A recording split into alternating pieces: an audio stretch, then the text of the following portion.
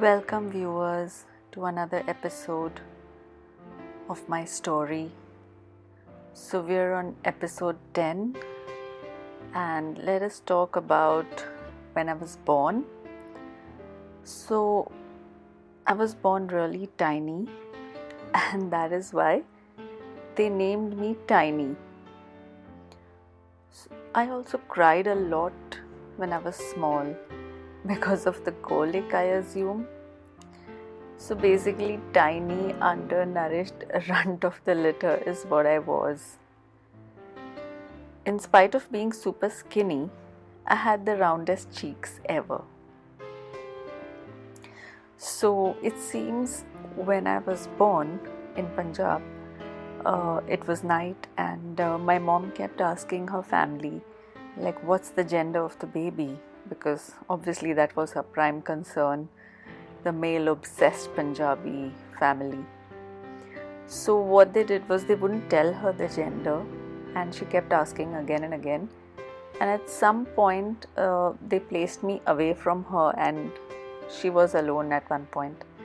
So apparently she was so desperate to know my gender that she got up from the bed and came and checked my gender.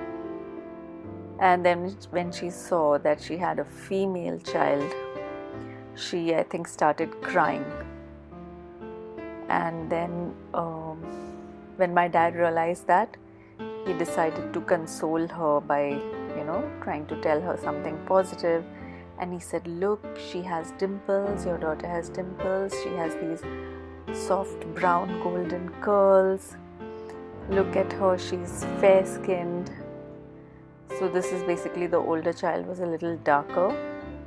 My mom is a little lighter skinned, my dad is a little darker skinned.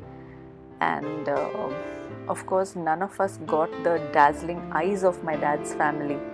My dad and all his brothers, they have these amazing colored eyes. Like my dad has steel grey eyes. He has one brother with like almost blue eyes, another with kind of green eyes. And many of my cousins do have those golden eyes and green eyes, but we don't have that. None of us have that. So basically, dad was trying to console my mom and make her feel better about my gender, by telling her, look, she has this, she has that. And of course, little did they know that tiny little me would be like an anemic, weak and cognitively dull child, adding to their disappointment. Anyway, so what mom also noticed was my nose. So that's one thing about me. I feel like that has also been my earliest memory of when I noticed what I looked like. Was I felt like everything's great, but what's with this potato on my face? So I do have like a really bad fat nose, kind of not even straight. So it does look like a misshapen potato, if you would. And so my mom thought of how when her older sister, like my uncle Raj, when his kids were born, like they have really bad noses, I guess because my dad's side of the family don't have good noses, but still I feel like guys get away with ugly noses and girls don't. So what happened was that Raj's wife, that is dad's brother's wife, was mom's sister. So it seems that when Raj's daughters were born, my mom had specifically noticed their bad noses. Now I think this is a flaw we have in our family culture. We are so very honest. We do blurt out without thinking how it might affect the other person. We are just so brutally honest always. So apparently when my mom, this is the story she tells me, that when she saw Raj's daughter, the first one, the second one, she specifically noticed their really bad ugly noses, and she commented about that to her sister. So apparently her sister, that is Raj's wife, was kind of angry, but she tended to be passive aggressive. That was her temperament. So she didn't really say anything, but she kind of in her mind, this is the story, that Guddu's sister, my mom's sister, in her mind wished that my mom would also have a child with a really bad nose. So apparently when I was born, this is something my Masi did when she saw me for the first time. She was very delighted and almost clapped in joy, saying, "Yes, your daughter has a bad nose. Yes, your daughter has a bad nose." And my poor mom was so confused.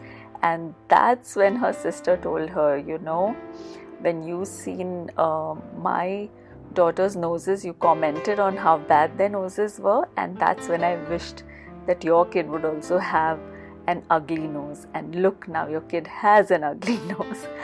And in my mind, I believe that is the reason I got the ugly nose. Otherwise, how could the rest of me be so perfect and the only horrible ugly thing on me be the nose? So, Masi, I think you caused me to have an ugly nose. I'm not sure, but I think so. So anyway, so my dad was trying to convince my mom about my good qualities. He was showing her my round cheeks and my dimples and that kind of stuff. But my mom never got over the fact that she did not have a boy. And she took every opportunity to remind us that her first child, that she was kind of manipulated or bullied into aborting, had been a boy. They had seen that it was a boy because she had aborted quite late. Like I just said, she had almost lost her life aborting that baby, right? She was pressured into doing that.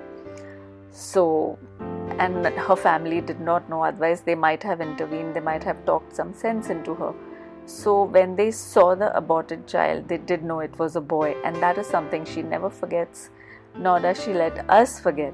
So throughout our lives, we've been hearing, oh, my first one was going to be a boy, and if I'd had a boy, I would never have had another child. So basically she kept telling us that if only she'd had the boy, we would not have existed. So these are the kind of things she used to tell us, and other things like, oh, why do I have girls? Why are you girls? Why are you not boys? So throughout our lives, we've heard these things. If only you had a brother. And this doesn't come just from my mom. We used to have other people ask us. Generally, you meet someone for the first time and they'll be like, oh, so how many siblings are you? Oh, 3 sisters. And then they would ask, and brother? And then I would brace myself because I knew how the conversation was going to go after that. And I would have to say no, and then that reaction, or that dreaded reaction where people would look so sorry with the sadness in their eyes, and they would be like, oh no, you poor thing, no brother. And I used to get so angry to hear that. I was so angry. And this whole male preference thing of Punjab, not just Punjab but India, it is so messed up. I really don't understand this. I mean, in a way I do understand the male preference. It is more stressful for the parents of a daughter for whatever reasons. There are so many reasons. But still, it's horrid to just keep coming across this blatant sexist attitude. And to the extent that in Punjab, the male obsession is so strong that I think in the 70s, 80s and 90s, I don't think people are doing it now. People would just take their newborn daughters and start dressing them and treating them like boys.